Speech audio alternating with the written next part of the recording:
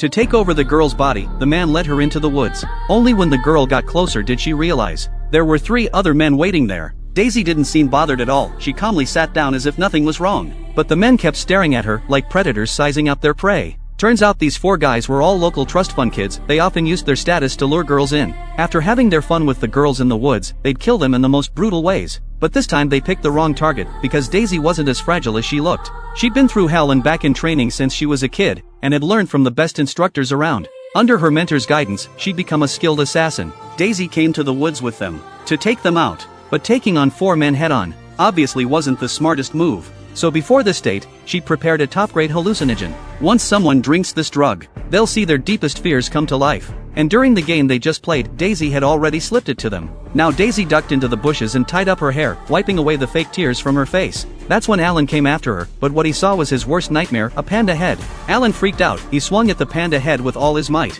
In reality, it was just Daisy standing there. He was no match for her, and she quickly took him down with an axe. Daisy's second target was Carl. Carl was actually a total mama's boy. He saw several men circling around him, and kept crying for his mommy to save him. But those men were all hallucinations. Daisy seized the moment, grabbed his baseball bat away from him, and brought it down hard. In Carl's mind though, a gang of men was beating him up. Soon he lost all ability to fight back. Daisy straddled him, picked up a rock and finished him off.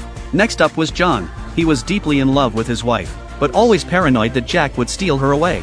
As the drug kicked in harder, he saw Jack and his wife on a date together. John tackled Jack to the ground, then knocked him out cold. Even that wasn't enough for John. He wrapped his hands around his wife's throat. He had no idea it was all an illusion. The person he was choking was actually Daisy. Daisy quickly broke free, then took him down to the ground. She got him in a hold, wrapped her hands around his neck, and choked John to death. At this point, only Jack remained alive out of the 4. Daisy then slipped behind Jack. She wrapped her arm around his neck in a chokehold. Jack quickly passed out. When he came to, he found himself hanging from a tree. The drugs started kicking in. He saw the girls he'd murdered walking toward him. Jack squeezed his eyes shut in terror, but he could still see them floating right in front of him. Jack completely lost it. He instinctively tried to back away. The rope quickly strangled him to death, and the girl had accomplished her mission. She'd become a real killer.